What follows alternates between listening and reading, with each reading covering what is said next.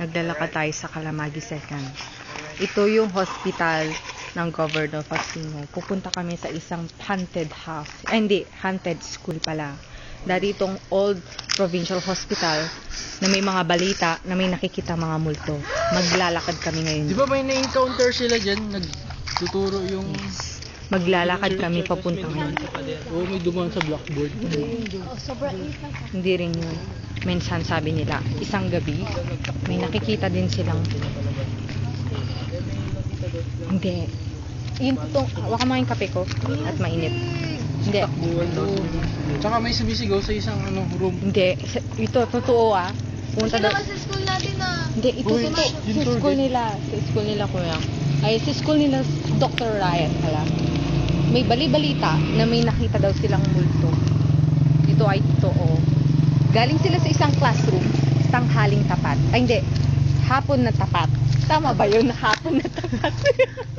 Hapon.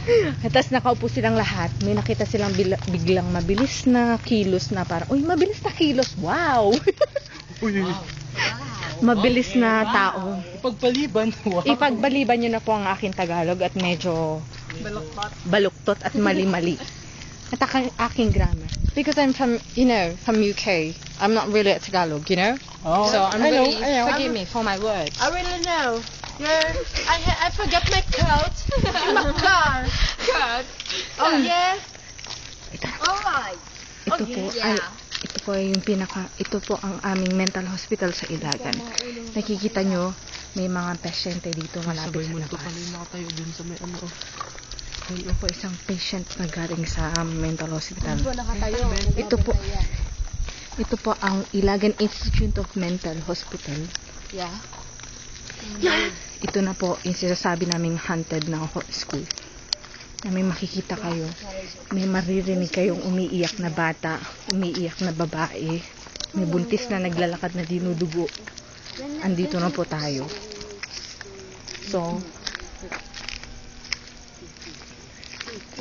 tayo po ay tatayo ng ilang sandali at tignan natin kung may marinig tayong mga multo.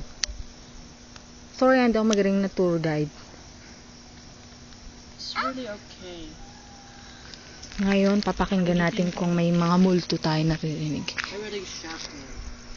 I wanna go shopping. Shopping. Where do you want to go shopping? You want to...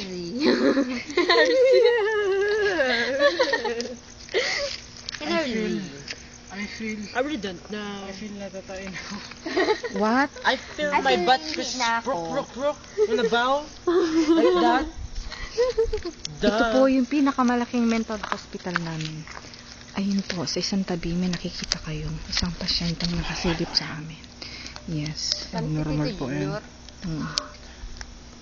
Ayun na po. Oh, tapos ng tour guide sa hospital, sa school, kaya tama